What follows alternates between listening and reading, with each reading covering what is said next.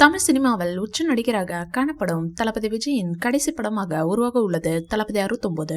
God படம் வெளியாகி சில நாட்களை கடந்துள்ள நிலையில் தளபதி விஜயின் அடுத்த படத்திற்கான அப்டேட் வெளியாகி உள்ளது.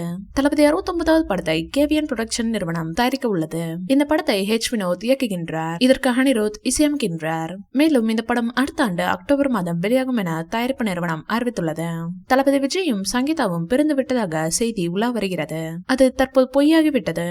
சங்கீதா தற்போது தளபதி விஜயை சந்திக்க சென்னை வந்துள்ளார். நடிகர் விஜய் 1999ஆம் ஆண்டு சங்கீதா என்ற பெண்ணை திருமணம் செய்தார். இந்த தம்பதிக்கு ஜேசன் சஞ்சய் என்ற மகனும் திவ்யா சாஷா என்ற மகளும் இருக்கின்றனர். இதில் விஜய் மகன் ஜேசன் விரைவில் தமிழ் சினிமாவில் இயக்குநராக அறிமுகமாக உள்ளார். இந்நிலையில் நடிகர் விஜயின் திருமண அழைப்பிதழ் தொடர்பான போட்டோ இணையத்தில் வைரலாகி வருகிறது.